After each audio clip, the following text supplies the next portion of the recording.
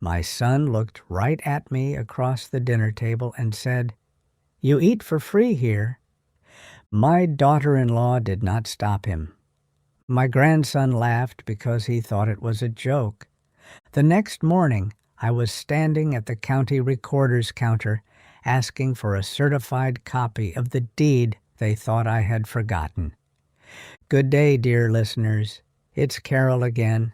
I'm glad you're here with me.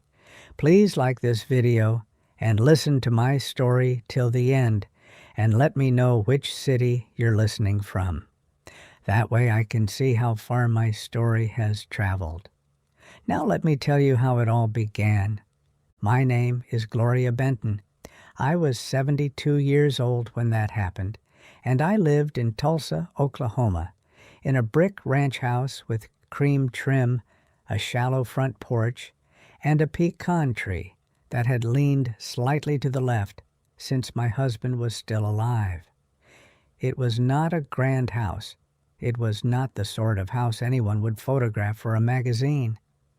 But it was steady. It had a narrow hall, a dining room cabinet with cloudy glass, and one kitchen window above the sink where I had stood for almost 30 years. I thought my life in that house was settled. I thought it was ordinary. I thought the hard years were behind me. I was wrong. I had been widowed for 9 years by then. My husband, Leonard, died of a stroke at 68. He was not an easy man, but he was a dependable one in the practical ways that matter. He paid bills on time. He fixed what he could. He kept receipts in labeled envelopes. He believed a house should be paid for before a man retired, and because of that belief, and because I worked alongside him for years in ways nobody counted properly, that house was very close to clear by the time he died. We still had some property tax, insurance, and the ordinary costs of keeping walls around us, but the main debt was gone. That mattered later. It mattered more than my son understood. After Leonard passed, I did what many women of my generation were taught to do. I kept the peace. I paid what needed paying. I learned where the statements were, how to read the escrow notes, what date the utility draft came out, which insurance office still used paper mail, which tax office stamped receipts by hand, and which drawer Leonard had used for the serious papers. I did not fall apart in public. I cried in my bedroom for a while, then I made coffee, then I sat at the dining table and sorted folders. That was my grief. Quiet, practical, and not impressive to anyone but me. I had 2 children. My daughter, Elise, lived 2 states away in Arkansas and called on Sundays. She had her own troubles, but she kept boundaries and she did not ask for much. My son, Darren, lived 20 minutes away in Broken Arrow with his wife, Melissa, and their 2 children. Darren was 46 then, Melissa was 43. They had 1 son in high school and a younger daughter still in middle school. For years, I thought Darren was just going through rough patches. Then I thought he was under stress. Then I thought Melissa's spending habits were part of the problem. Then I thought the economy had been cruel to younger families. There was always some story. There was always some reason. Looking back, that was the first warning in everything. There was always a reason why I should keep covering something. It started small, like these things often do. A car insurance payment one month because Darren had been between contracts. A grocery run when Melissa said the kids had outgrown everything at once, and it had been an expensive week. A cable bill once, then a school fee, then a water bill, because their account was close to shut off, and Melissa said she had simply lost track. I told myself it was only a rough patch. I wanted to believe I was imagining the pattern, but something had shifted. Help had stopped being help. It had become part of their monthly weather. They expected it the way people expect rain in spring. I had a widow's Social Security benefit, a small pension from the school cafeteria where I had worked for 19 years, and a little savings Leonard and I had built without talking about it much. I also did part-time bookkeeping for my church's food pantry and one elderly neighbor who rented out a duplex and hated numbers. I was not rich. I was not secretly wealthy. But I was careful. And careful money lasts longer than loud money. That was one thing Leonard taught me without meaning to. Another was that paper matters more than promises. I learned that late, but not too late. 3 years before the dinner where Darren said I ate for free, his family had moved into my house temporarily. That word did a lot of damage in my life. Temporarily, because the roof over their old place needed repair after a bad storm. Temporarily, because Darren said it made no sense to rent something short-term when I had space. Temporarily, because they wanted the children to finish the school year without chaos. Melissa cried in my kitchen and said she hated asking.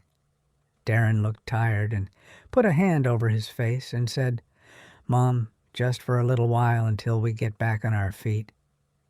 I still remember the exact wording. My house had 3 bedrooms. One had been mine and Leonard's. One had become my sewing room and office. One had stayed mostly empty except for holiday guests. At first I said no. I said I was too old to have a full family back in my house. I said I liked my quiet. I said children leave noise in walls. Darren laughed and said I made it sound like ghosts. Melissa said they would stay, mostly out of my way. I should have paid more attention to that phrase. Out of my way. People say that right before they get directly in it. I agreed to 3 months. That was the agreement. 3 months, maybe 4, if weather delayed the insurance payout on their old place. They brought in boxes, air mattresses, school bags, chargers, shoes, extra laundry, and the kind of disorder that multiplies when it enters a settled home. The children were not the worst part. They were children. They adapted. They spilled cereal and forgot towels on the floor and asked for snacks every 90 minutes. That was normal. The problem was the adults. Darren began speaking about the house as if it were a shared operation. Melissa began reorganizing drawers to help. She started putting labels on pantry bins in my own kitchen. She moved my roasting pan to a lower shelf because she said I didn't use it enough to keep it handy. I had used that roasting pan on every Thanksgiving since 1998. That should have told me everything. At first, they offered money. Darren said once the insurance money came through, they would contribute. Melissa said she would cover groceries at least. Then the roof payout got delayed. Then there was an issue with a contractor. Then Darren's work slowed down. Then Melissa's sister needed a loan, and somehow that became my problem too, because it affected Melissa's mood for a month. The children needed things. The car needed brakes. There was always a shortfall. There was always a reason. And because they lived under my roof, the household expenses rose fast. Electricity, water, gas, groceries, laundry soap, toilet paper, school snacks. I did not keep a bitter tally at first. I only noticed the numbers because I was the one opening the envelopes. My utility bills had always been manageable. I kept them in a green folder by quarter. Once the family moved in, that folder thickened. Summer electric climbed because the children kept doors open, and Melissa liked the air lower than I did. Water climbed because 4 extra baths and endless laundry make water move differently through a house. The gas bill rose in winter because Darren kept the heat higher for the kids. But the accounts remained in my name, every one of them, electric, water, gas, insurance, trash, my name, my mailing address, my checking account. I paid, and I told myself it was temporary. I had spent my life making excuses for people I loved. One afternoon, maybe 5 months after they moved in, I came home from the grocery store and found Melissa sitting at my dining room table with a stack of my mail already slit open.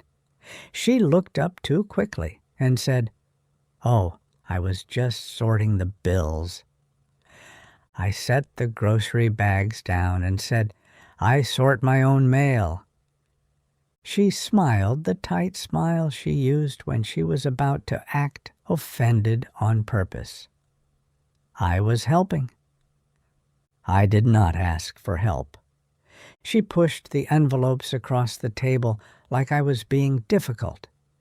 Darren came in from the garage and said, "Mom, she's only trying to make things easier." That was one of their favorite phrases: easier, sensible, practical, manage things, handle things. All soft words, all dangerous in the wrong mouth. I did what many women of my generation were taught to do. I kept the peace, but that was the moment I stopped arguing and started checking. I bought a locking file box the next week and moved my deed folder, tax receipts, insurance papers, and bank statements into it. I kept the key on the old brass ring Leonard used to keep in the garage. Melissa noticed within 2 days. "What's the lockbox for?" she asked. "Paper." She laughed. "You make it sound dramatic." "It isn't dramatic," I said. "It's private." That was the first time she looked at me, not like a mother-in-law and not like a roommate. She looked at me like an obstacle. The months passed. Then a year, then more. The temporary arrangement hardened into routine. Their old house was eventually sold in poor condition. The money did not go where I thought it would go. Darren said debts ate most of it. Melissa said closing costs were higher than expected. I never saw statements. I never asked hard enough. That was my mistake. I still had too much old training in me. Do not count other people's money. Do not embarrass family. Do not make conflict where peace might still be possible. But peace built on silence is not peace. It is only delay. By the second year, Melissa had taken over parts of the house by habit. The hall closet now held mostly children's sports gear. My good serving platter was used for school bake sale cookies I did not authorize.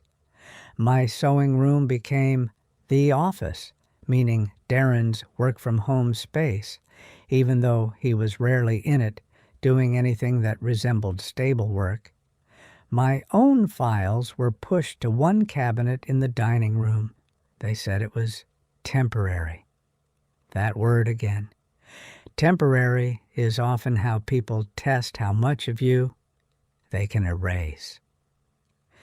There were other red flags, small at first. Darren asking casual questions about the house title. Melissa asking whether I had ever considered a transfer on death deed just to avoid problems later. Darren saying one evening while flipping through channels, "You know, at your age it's good to have things simplified." I still remember the exact wording. At your age, simplified. Always the same language. Never direct theft. Never direct force at first. Only the soft preparation of it. I told him, "My affairs are simple enough." He said, "I'm not saying now. I'm saying if something happened." If something happened. That should have told me everything too. A month later, I got a strange postcard from the county assessor's office. It was routine mostly, but it had a check notation about mailing address confirmation. I had not requested any change. I called the office, and the clerk said no change had gone through, but there had been an inquiry attached to my parcel number the week before. She could not tell me much, only that someone had asked about tax mailing records. I thanked her and hung up. I stood there in the kitchen with the phone in my hand and felt something go cold in my chest. That evening, I asked Darren, "Have you been calling county offices about this house?" He looked straight at the television and said, "No, why would I?" Melissa from the sink said, "Maybe they just update things." I said, "Maybe," but I asked Darren. Then he turned and looked irritated. "Mom, nobody is trying to steal your house." That was the first time anyone used that word, steal. I had not said it. He had brought it in himself. Looking back, that was a warning, too. I began keeping notes, dates, comments, odd questions, mail issues, nothing dramatic, just enough to stop myself from doubting my own memory. I wrote on a yellow legal pad I kept under the placemats in the buffet drawer. January 14th, Darren asked about transfer on death deed. February 2nd, Melissa opened mail again. March 9th, county postcard. March 10th, denial, unprompted. Nobody is trying to steal your house. I did not yet know how much those notes would steady me later. When people try to move you out of your own reality, a dated page can feel like a railing. The humiliation did not come all at once. That is what makes it harder to explain. It was not one shouted fight.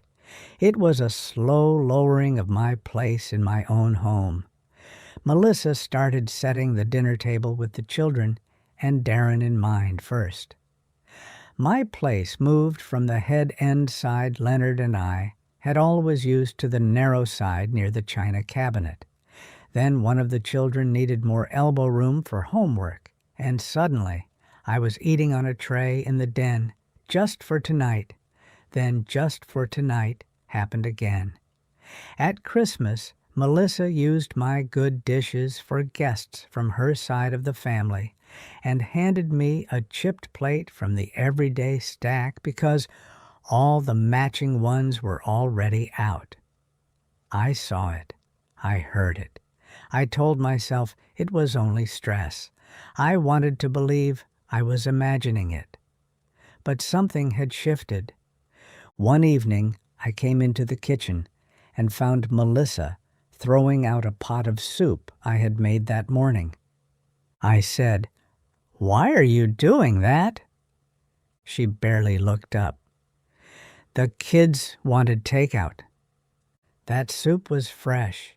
She shrugged. Nobody was going to eat it. I stood there holding a dish towel and thought, this is not about soup. It is never only about the thing in your hand. It is about whether your labor is respected. It is about whether your place is seen. She was glad to use my kitchen, my gas bill, my groceries, my refrigerator space, my time. But my food itself had become disposable. That should have told me everything. Then there was the account scare. Not theft, not exactly, but a warning. I went to the bank to withdraw cash for church flower arrangements one Tuesday, and the teller said, "Would you like to confirm the online payee additions from last week?" I said, "What additions?" She frowned and turned the screen slightly back toward herself. "Maybe I'm looking at a previous note. Let me check." What she found was not a completed addition.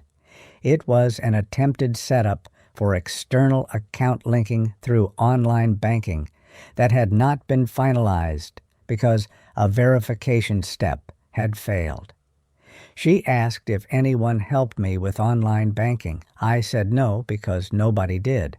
The bank had flagged the attempt because the login came from a device not previously associated with my account.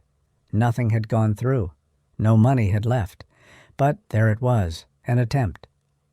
I asked for the printout. The branch manager came over. He was a younger man named Eric, who spoke in the careful tone banks teach people when they think a customer may be upset. He explained that they could note the account, reset my credentials, and require in-person confirmation for certain changes. I said, "Do that." Then I asked for the date and approximate time of the attempt. He gave it to me. That date matched a Saturday afternoon when I had left my phone charging on the kitchen counter and gone out to the porch to prune dead basil. Melissa had been in the kitchen looking up recipes. Darren had been in the den.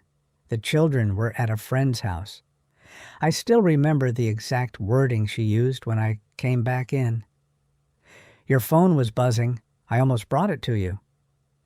At the time, it sounded normal. Later, it sounded different. I did not accuse them, not then. I changed passwords. I asked the bank to put verbal confirmations on any major change. I got paper statements again, even though they said everyone was going paperless. I told myself it was only caution. But from that day on, I knew I was not dealing with mere carelessness. I was dealing with curiosity attached to entitlement. That is a dangerous combination in a family. The year before the dinner, Melissa had started using a new phrase whenever she wanted to move something of mine. What makes sense now?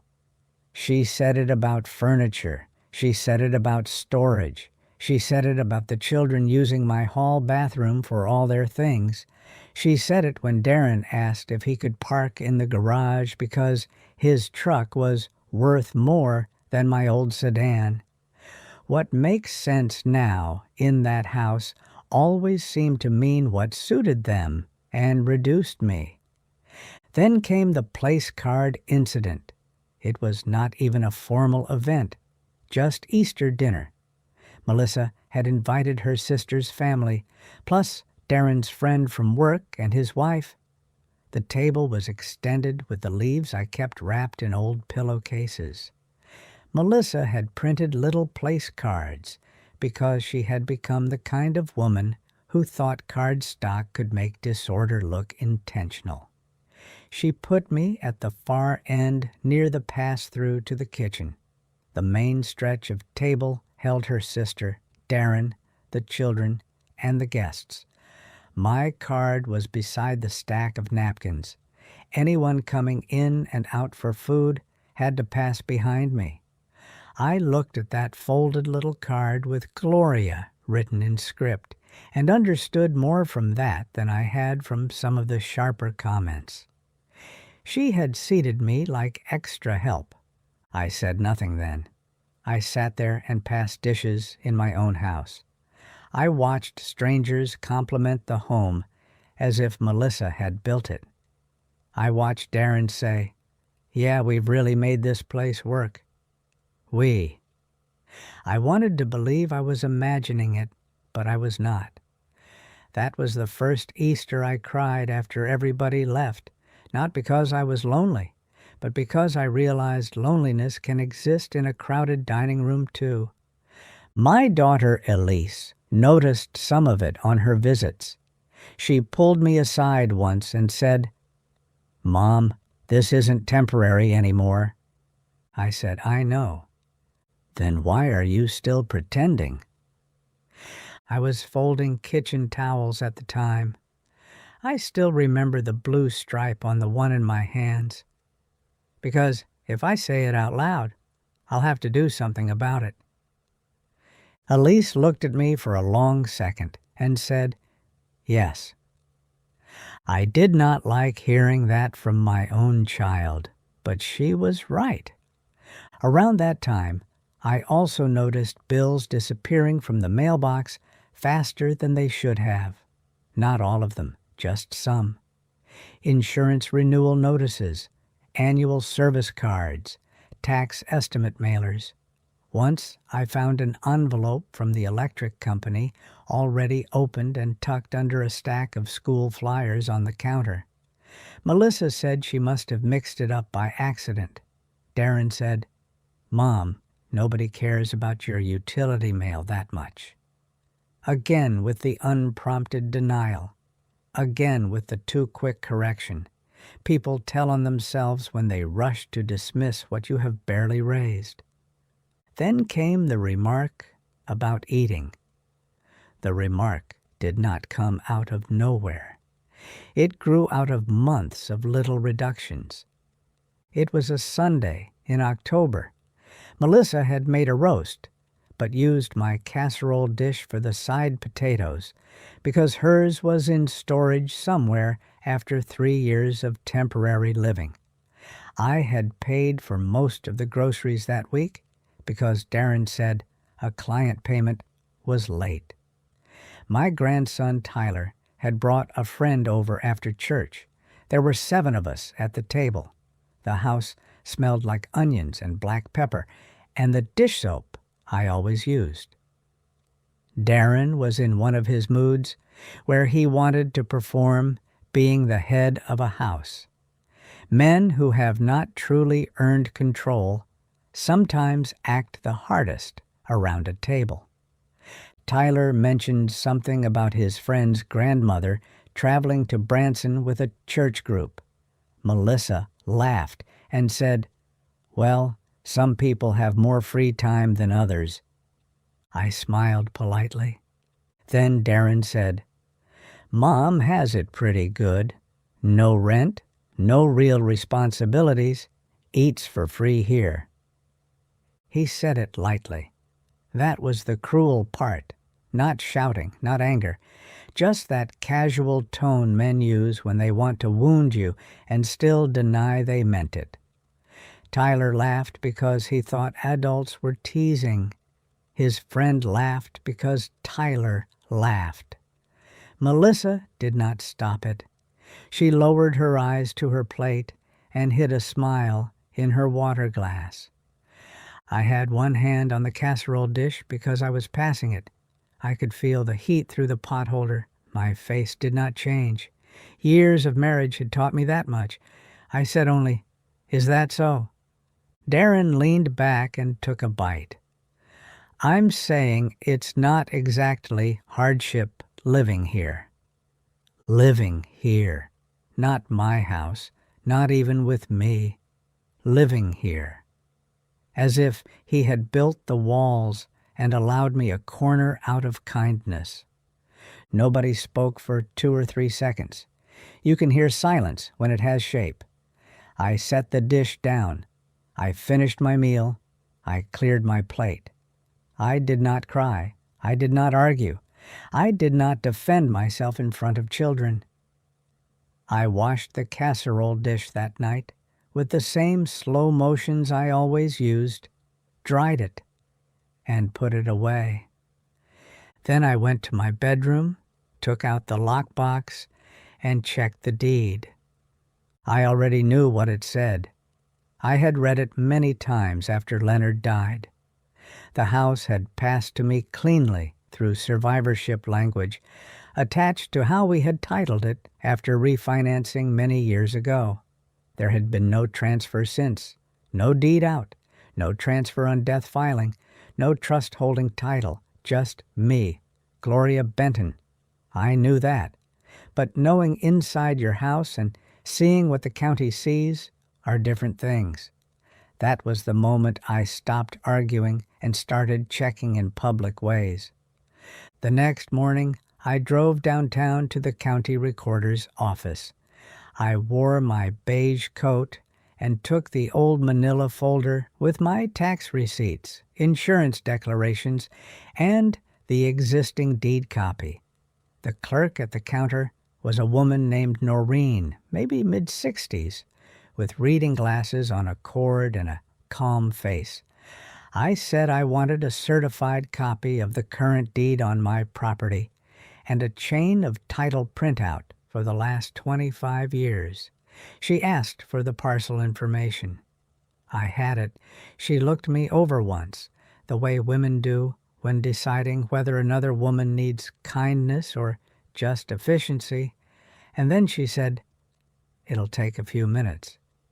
I sat on a metal chair under a bulletin board full of notices about recording standards and transfer taxes. I did not feel dramatic. I felt embarrassed. That is what people do not say enough. Even when you are the one being wronged, there is embarrassment in having to prove your own place in your own life. Noreen returned with a certified copy, a title history, and a small note about a recent inquiry on the parcel from a real estate office looking for ownership confirmation. I asked, "Can you tell me which office?" She said, "I can tell you the contact name on the inquiry log because it's attached to the request, not protected account data." It was a realtor named Peter Hale. I knew the name because Melissa had mentioned it once at dinner. Peter says the market's still strong even with rates where they are. She had said it casually at the time, as if repeating something she heard from a podcast. I understood differently now. Noreen did not ask questions. She only said, "If you did not authorize any sale process, keep your records together." "I intend to," I said.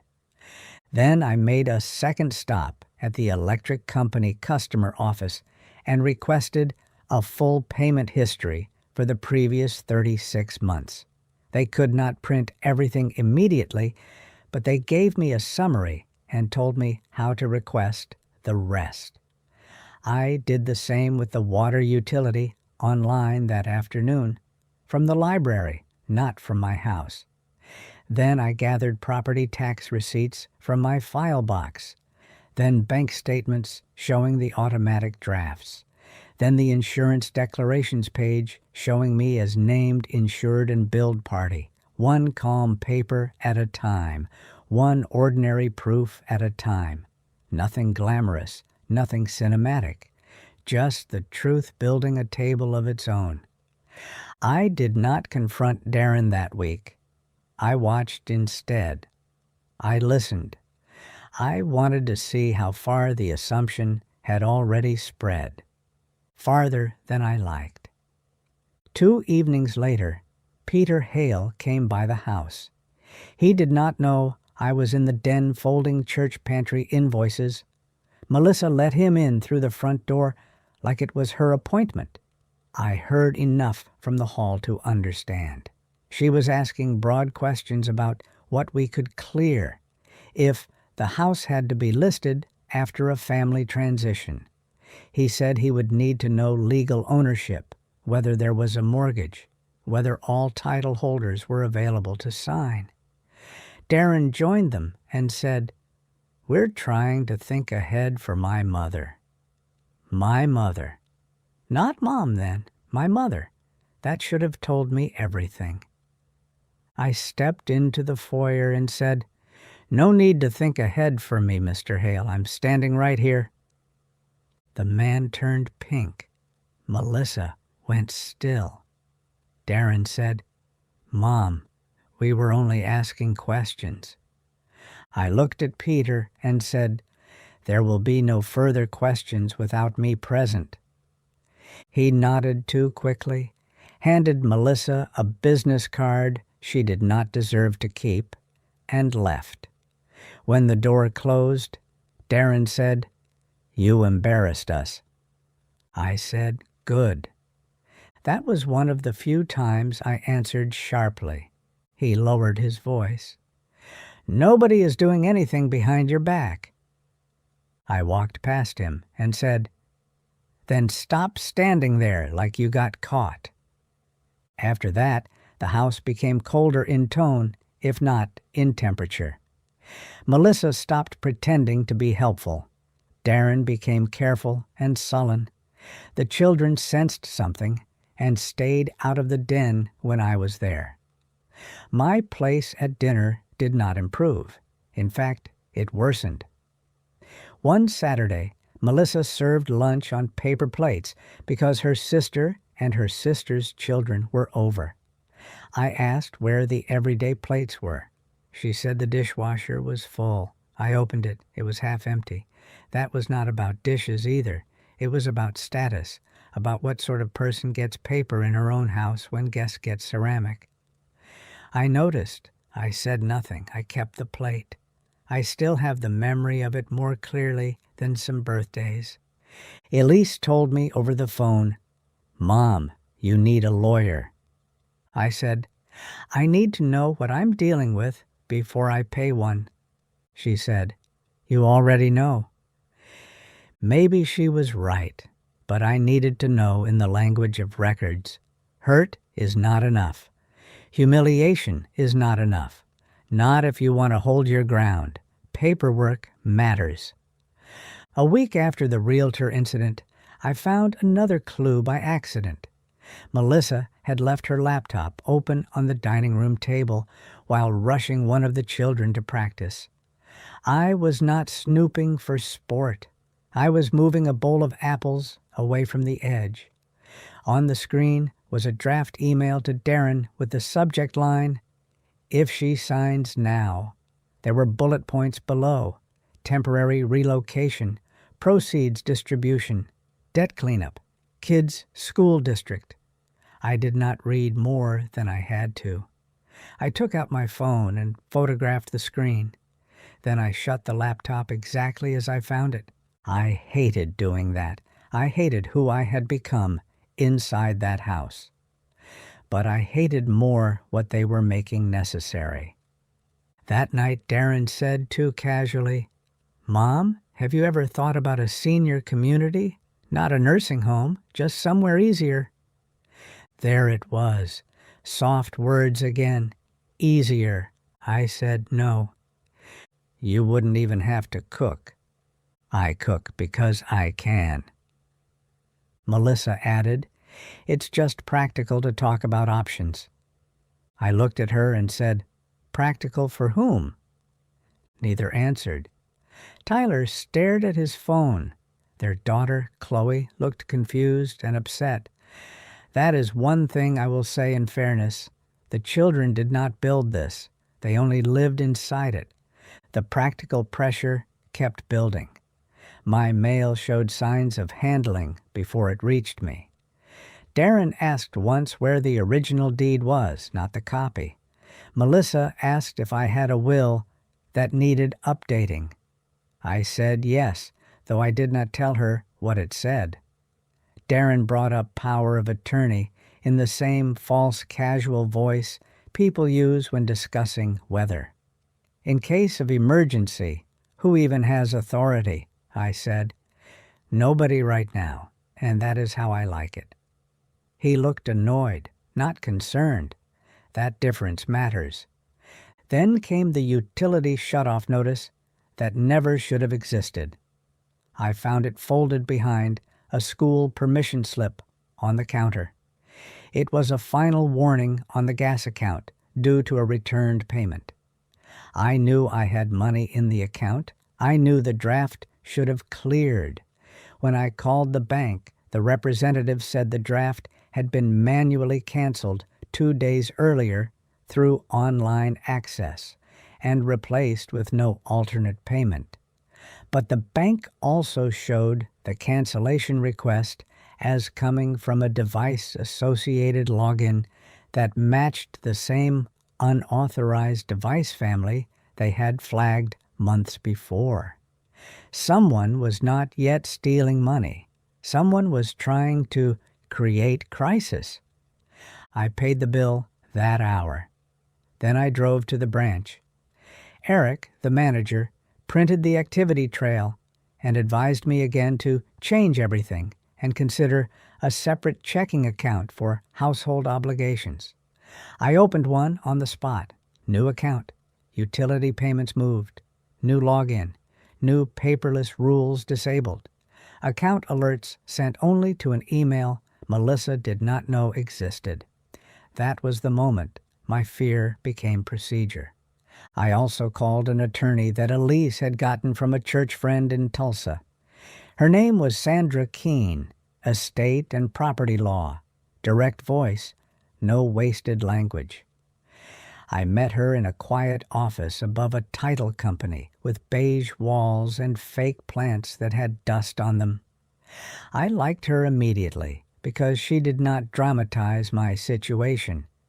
She looked over the deed copies, tax receipts, utility summaries, bank notes, and my yellow legal pad of dates.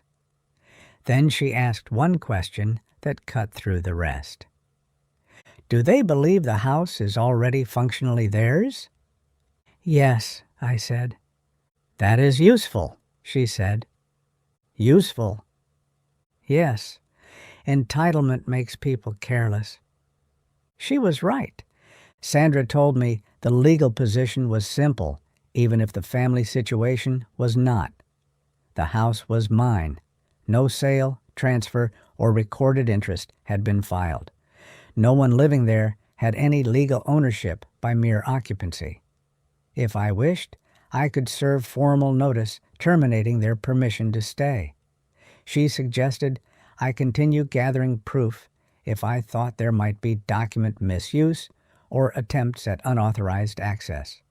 She also suggested one quiet step I had not considered: recording an affidavit of non-transfer and updating emergency contact instructions with relevant institutions so that no one could plausibly act as if they were managing my affairs without written authority. We did all of that over the next 2 weeks. That was my quiet countermove. Not tears, not screaming. Forms. I changed the beneficiary designations on what little accounts I had so nothing would pass by assumption to the loudest child.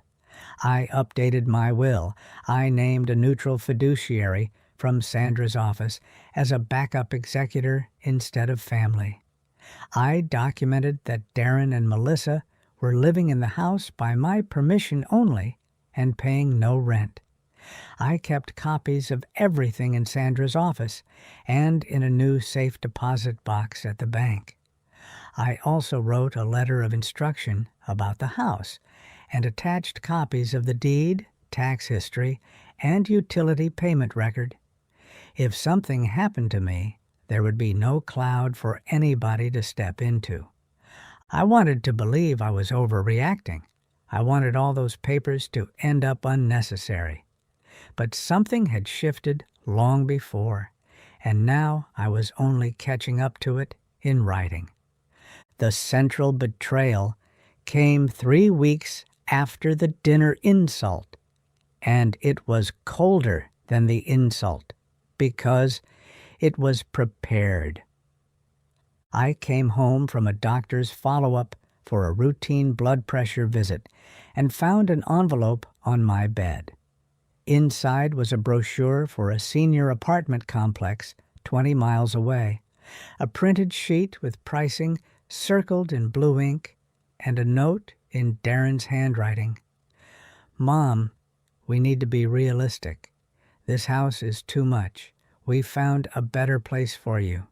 We should talk Friday. Be reasonable. Be reasonable. I still remember the exact wording. There was no signature because there did not need to be. I knew my son's hand. The note was not long. It did not need to be. Control rarely needs many words once it assumes itself. At dinner that night, Darren said, "Did you see the place? It's nice." Melissa added, "They even have transportation." I said, "You put that note on my bed?" Darren shrugged. "We're trying to think ahead." For me? For everybody? There it was at last. Not concern, not safety. Everybody. The children's rooms, their school district, their budget, their convenience. My house as their solution.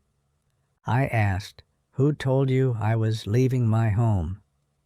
He gave me the look grown children give when they think a parent is being dramatic instead of accurate. Nobody said leaving, downsizing. That brochure is for me, not for you." He set down his fork. "Mom, you said yourself the stairs to the porch are harder now. My porch has 3 steps. Melissa said, 'You don't need this whole house anymore.' I looked at her and said, 'Then stop using it.'" The room went quiet. Chloe stared at her plate. Tyler muttered, "Can we not do this?" like I had started it. That hurt more than I expected, but I let it pass. Teenagers know what the room teaches them. Darren leaned forward.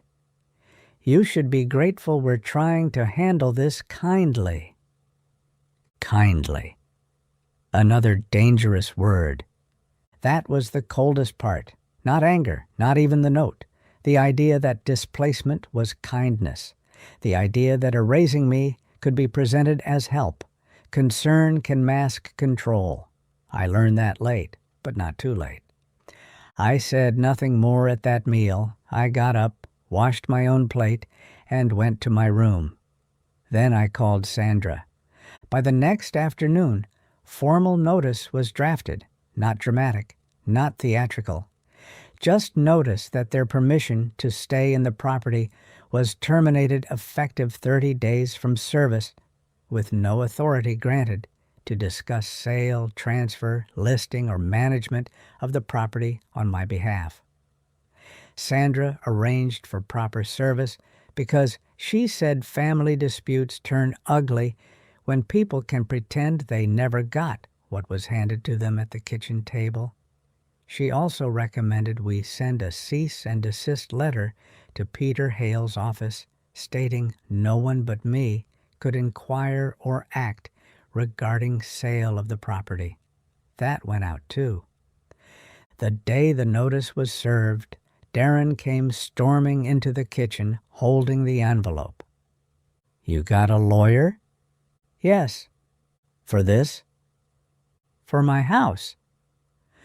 Melissa started crying immediately, the way some people do when paperwork enters a situation they plan to control with tone. "After all we've done for you," I turned and looked at her so hard she stopped mid-sentence. "Do not say that in this kitchen." Darren slapped the envelope against the table. "You're making this legal?" "It always was." That line may have been the sharpest thing I said in the entire matter, and it was true. He shouted then, finally dropping the soft language. He said I was choosing paper over family. He said I was letting Elise poison me from a distance. He said the children would remember this. He said I was overreacting to one joke. One joke. That is what people call humiliation when they need a cheaper name for it. I did not argue point by point. Sandra had warned me not to. "Once notice is served," she said, "do not get drawn into debates. Stick to facts and dates." So I said only, "You have 30 days. Talk to my attorney if you have questions." Then I walked out of my own kitchen and sat on the porch until my hands stopped shaking. The next weeks were ugly in the ordinary ways. Silent treatment, cabinet slamming, children crying once or twice, Melissa telling relatives I was throwing them out over misunderstandings, Darren trying to recruit sympathy from church members by mentioning my confusion in a way that made my skin crawl. That part angered me most. Competence theft, speaking around an older woman as if she has already become uncertain. Sandra told me to document that too. So I did. There were 4 proof checkpoints in those weeks that mattered more than all their performances. First, the certified deed and chain of title from the county, showing clear ownership in my name and no recorded transfer. Second, the property tax receipts for 9 years, all paid by me after Leonard's death, with account traces matching my bank statements. Third, the utility payment records for 36 months. Every major household service paid from my accounts, in my name, including the spikes after Darren's family moved in. Fourth, the bank security logs, showing attempted unauthorized account linking and canceled gas draft activity from device access not authorized by me. There was also the photograph of Melissa's laptop draft email, which Sandra said we would not lead with unless needed, but would keep because it showed intent and planning, plus my yellow legal pad. Dates matter when lies start moving faster than memory. The reveal itself happened in Sandra's office, not at my house. Darren insisted on a family meeting, and Sandra said yes, but only on her ground. Darren arrived in a polo shirt, Melissa in a cardigan that made her look softer than she was. Elise drove in for it, bless her. She sat beside me with both hands folded and let Sandra lead. Sandra laid out the documents one at a time on the conference table. No speeches, no theater, just paper. "This is the certified deed," she said. "Sole title holder, Gloria Benton."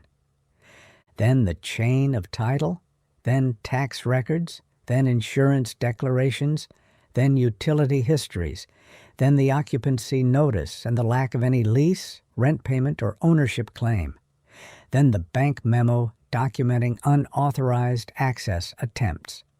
Sandra did not accuse them directly of every action, because not all of it could be proven to the courtroom standard from that table. She did not need to. She only needed to establish one truth clearly. The house was mine, paid and maintained by me, and no one else had authority over it. Darren tried to interrupt twice. Sandra held up a hand and said, "Let me finish." Melissa said, "We only ever wanted what was best." Sandra said, "Please do not speak in generalities. This meeting is about property, authority, and notice." That was the moment the room changed, not when I cried. I did not cry there. Not when Darren glared. Not when Melissa twisted a tissue in her hand. The room changed when vague family language hit the wall of documented fact and stopped. Then Sandra slid forward the final sheet, a prepared acknowledgement that they had received notice and understood they had no ownership claim. She said, "You may sign acknowledging receipt, or you may decline. The deadline stands either way." Darren looked at me then as if seeing me for the first time in months, maybe years. "You really did all this?" I said, "No, I kept records. That's not the same thing." He had no answer to that. Melissa tried one last angle. "Where are we supposed to go on such short notice?" Sandra answered before I could. "You were not given short notice. You were given temporary shelter that extended for years." Again, no answer. They did not sign that day. Sandra said it made no difference. The notice had been served properly. But the meeting mattered because it stripped away the family performance. No more our house. No more what makes sense now. No more thinking ahead for Mom. Only title, payment history, and legal authority. They moved out on the 29th day. There was no grand scene, no apology either. Darren rented a place across town. Melissa packed with hard movements and little eye contact. Tyler loaded boxes without looking at me much.